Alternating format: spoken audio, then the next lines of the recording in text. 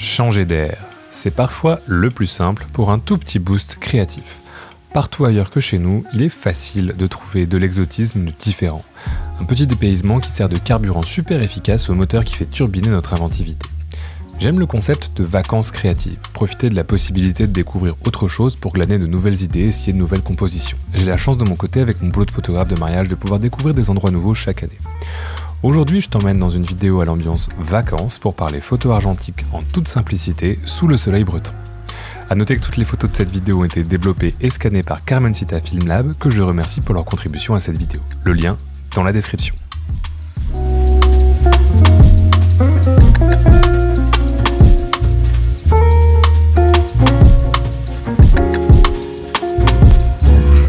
Bonjour à toutes et à tous, c'est Baptiste de MGK Photographie et on se retrouve aujourd'hui à Saint-Malo. J'ai failli me faire attaquer par une mouette.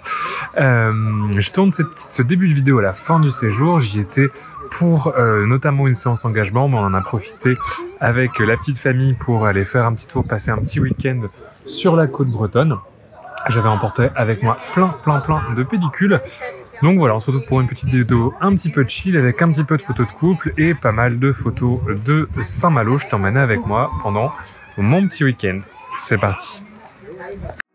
Pour ces vacances, j'avais pris le minimum question matériel photo perso, juste mon Canon A1 et son 50 mm, ce qui m'a pas mal limité au niveau des compositions. Mais je suis toujours très inspiré par le bord de mer et j'étais très content de découvrir Saint-Malo au travers de mon appareil photo. On a commencé avec cette jetée et ce phare qui avait un côté hyper Wes Anderson et je dois m'avouer que je me suis pas mal lâché sur les photos, notamment le premier jour, et j'ai dû me retenir un petit peu pour pas cramer toutes mes pellicules sur la première matinée.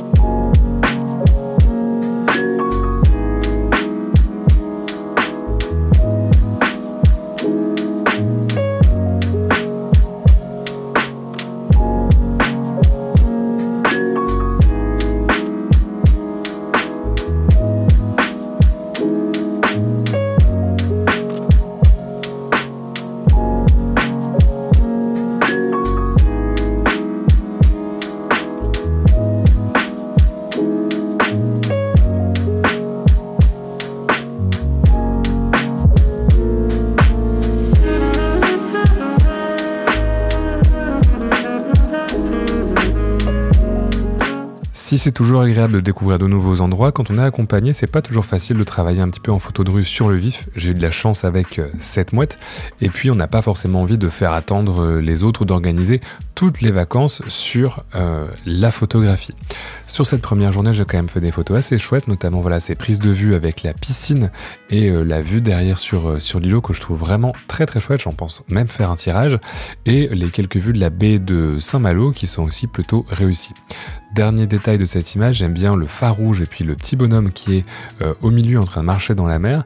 Le bon endroit au bon moment parce que j'aurais pas pu attendre parce qu'on était assez pressé, notamment avec un bébé.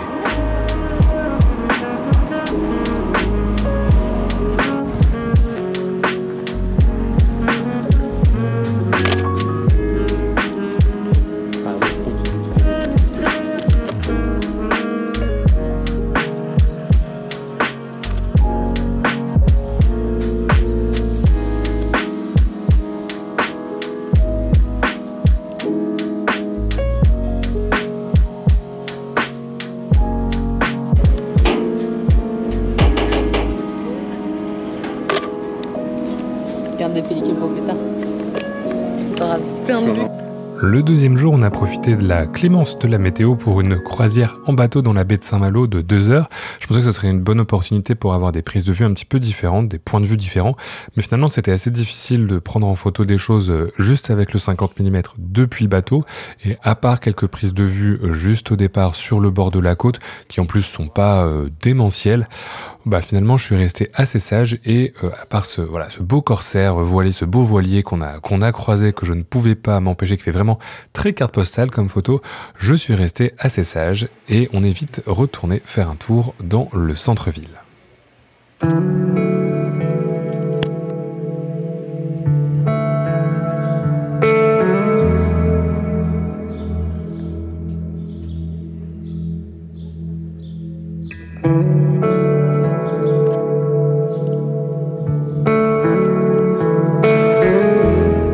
Intramuros, c'est vraiment pas très grand, mais il y a vraiment une très chouette ambiance et il y avait ces jours-ci une très très jolie lumière dans les rues, ce qui était assez agréable. Il faisait en plus pas trop chaud.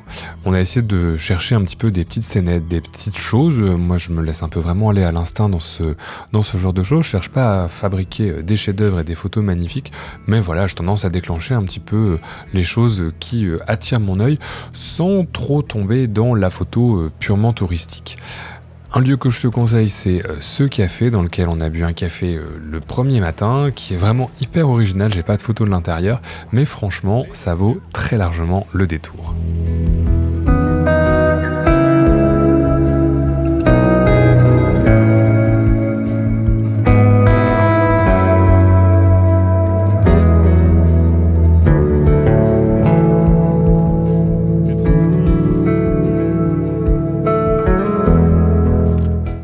Bien évidemment, on a aussi profité de la plage, notamment avec notre petite fille. Elle a encore quelques photos très carte postale, mais voilà, c'était assez chouette à faire, travailler sur les textures, sur les ombres. Là, j'aime bien la petite personne qui est coincée entre les deux, ça fait moins carte postale, ça casse un petit peu. Et bien évidemment, le portrait de famille pour les souvenirs. Et comme bon photographe, je ne suis bien sûr pas sur la photo.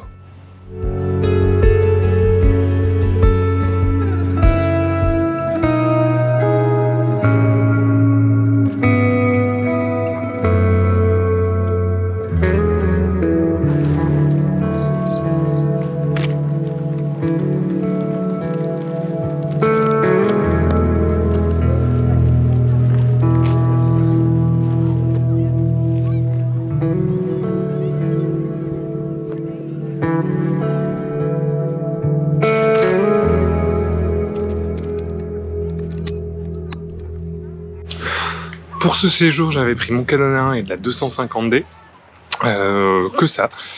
Parce que c'est une pellicule que j'aime beaucoup en ce moment, c'est de la Vision 3, donc pellicule de cinéma. Et j'ai hâte de voir un petit peu toutes les photos, voir tout ce que ça va être, parce qu'il y a quand même pas mal de chouettes lumières. C'est vraiment une ville qui est hyper jolie. J'étais venu quand j'avais 10 ans, mais là on a en plus beaucoup de chance avec le temps. Plein de vues à marée haute, à marée basse, plein de choses, plein de vues sur la ville aussi. On a fait un tour en bateau, enfin on a fait pas mal de choses. Donc normalement ça devrait faire des belles images. J'ai vraiment hâte de les découvrir, sachant que là elles vont tous être développées en ECN2 et scannées par Carmencita en Espagne.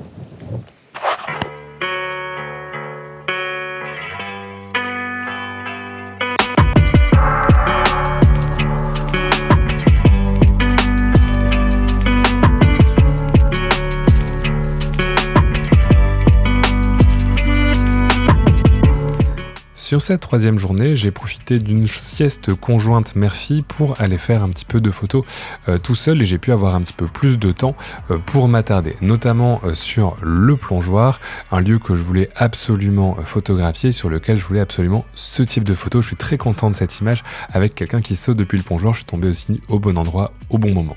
Je me suis attardé un petit peu pour essayer de prendre les copains, les copines qui sautaient du haut du plongeoir dans la piscine, mais finalement je n'ai pas eu de photos aussi bonnes que la première que j'avais faite. C'est pas grave, il y en a quand même qui sont pas trop mal dans le lot.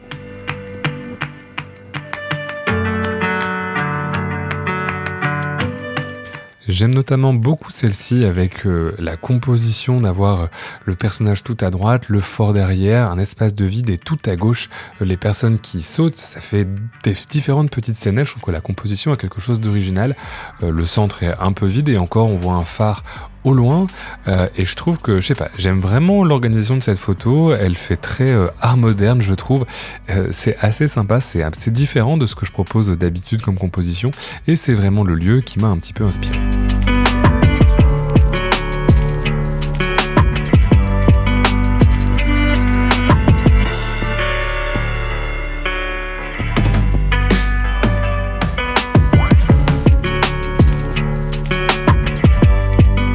Une chose assez remarquable avec ces photos que j'ai notées, c'est les couleurs qui sont vraiment parfaites, qui sont dues au film que j'ai utilisé, qui est du film de cinéma, qui est vraiment un des meilleurs films couleurs que tu peux utiliser, j'en ai déjà parlé sur la chaîne, et le travail de scan de Carmencita qui a été hyper bien. Sur des photos comme celle-ci, où la palette de couleurs fait beaucoup, puisqu'on a l'opposition du rangé du sable et du bleu du parasol, qui donne ce peps et qui donne sens à la composition et qui donne voilà, la place du sujet, c'est vraiment hyper important d'avoir un travail colorimétrique précis et à la fois l'objectif que j'ai utilisé, le film que j'ai utilisé et le travail de scan qui ont été hyper bien réalisés, ça a donné cette ambiance et cette précision des couleurs qui est importante dans la photographie couleur.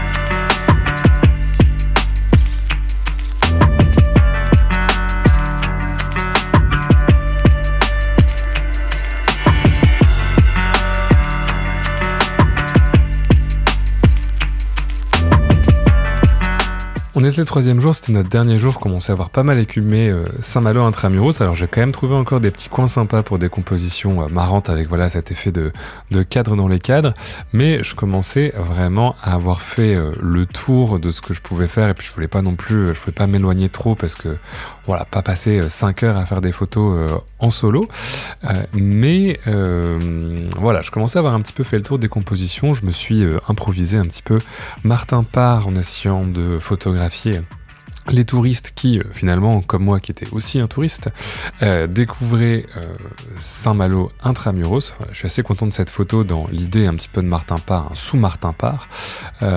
Et ça devenait quand même difficile de trouver différentes compositions qui fassent pas un petit peu redites avec ce que j'avais déjà photographié. Et en plus, avec la fatigue, j'avais du mal à me souvenir de ce que j'avais déjà photographié.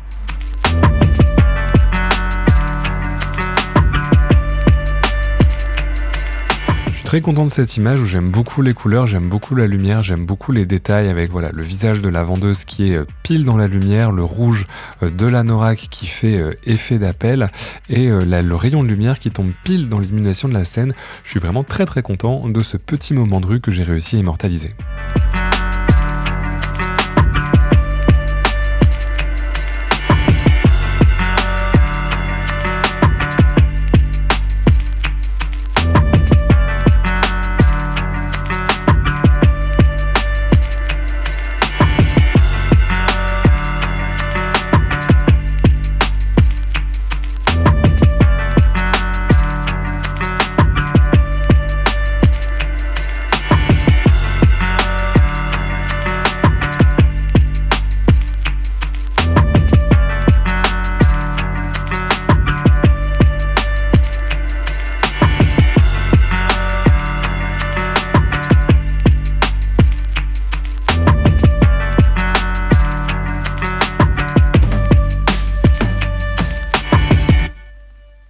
Et c'est sur cette photo que j'ai terminé ma pellicule et encore une fois j'en suis très content, notamment au niveau des couleurs.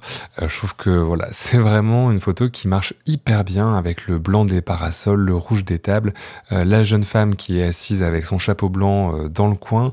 Il y a un petit peu de passage sur le trottoir et la tête du monsieur qui dépasse, mais pareil, j'ai pas eu trop de temps pour faire la photo.